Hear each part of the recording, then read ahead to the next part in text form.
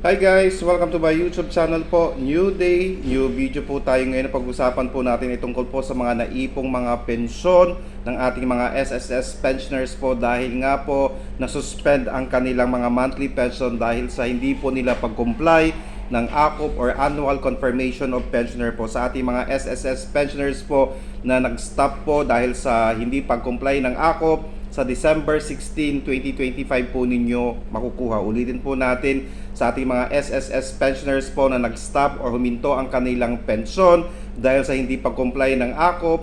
Sa December 16 po ninyo lahat makukuha ang inyong pensyon. Okay? Kaya nga po sa ating mga pensioners po, siguraduhin po ninyo na mag-comply po kayo ng AKOP. Ayan po. Para sa retiree pensioners po, dapat kayo po ay 80 years old and above para po makapag-comply ng AKOP.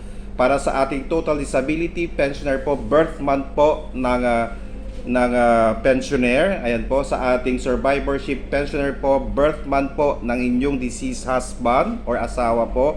At sa ating dependents pensioner po, birth month din po ng inyong deceased parents or parent po. Okay, sa ating mga pensioners po natin, dapat po ninyong gawin ito, dapat po ninyong mag-comply para hindi po masuspend ang inyong monthly pension sa SSS.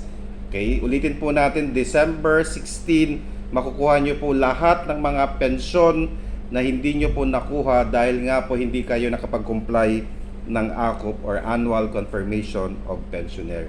Meron pa po tayong hanggang katapusan, which is December 31 na mag-comply ng AKOP. Kung kayo po ay may birthday ng December, ang asawa po ninyo ay may birthday ng December, ang tatay ninyo or nanay ninyo may birthday ng December, mag-comply na po kayo para hindi po masuspend ang inyong monthly pension. Sana po nakatulong po ako. Please do not forget to subscribe, like, and share para po lagi po kayong updated sa ating mga videos. Maraming salamat po and stay safe.